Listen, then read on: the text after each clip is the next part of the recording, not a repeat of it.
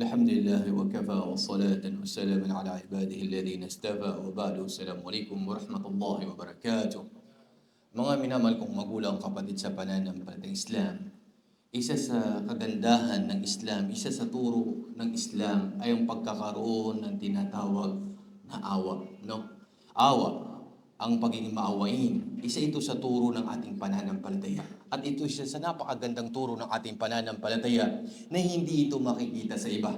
Sa isa pang hadith ng mahal na sugo sallallahu alaihi wasallam, man la yarham la yurham, na kung saan sino man ang hindi nagpakita ng awa ay hindi siya kaaawaan. Allahu Akbar. Ang pagiging maawain ay isa sa napakagandang turo ng ating pananampalataya.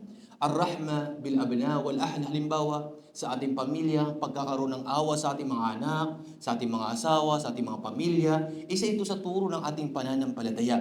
Ar-rahma bil fuqara wal masakin, ang pagiging maawain sa mga taong may hirap, halimbawa, alhamdulillah, meron kang kakayahan, meron ka, share your blessing to them, huwag kang nga maging madamot sa kanila.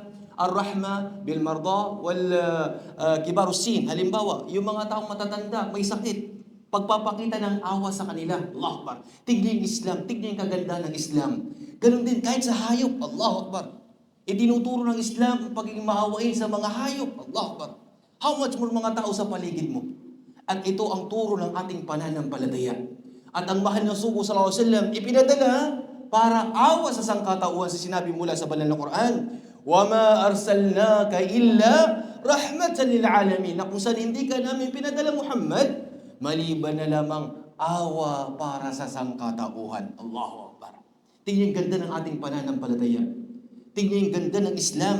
Ar-Rahimun, yarhamuhumur Rahman. Irhamu man fil ardi, yarhamukum man fis sama. Allahu Akbar. Ang mga taong mawain, ang Ar-Rahimun, na kung saan sila ay kaawa ng pinakamawain, ang Allah subhanahu wa ta'ala. Magpakita kayo ng awa sa mga tao sa paligid, sa mga tao sapagkat kayo, sabi niya, ay kaawaan kayo na nasa langit. Ibig sabihin, kaawaan kayo ng dakilang tagapaglikha. Mga kapatid, mga magulang sa pananampalataya Islam, ito ang turo ng ating pananampalataya. Ituro natin ang pagiging maawain sa mga tao sa ating paligid. Yes, sa hadith na yung binanggit, at ganoon din sa ayah na binanggit mula sa Quran at hadith ng mahal na sugo sallallahu alaihi wasallam, ipakita natin tayo, dapat mga kamusliman, ang pinagmumulan ng awa. Allahu Akbar.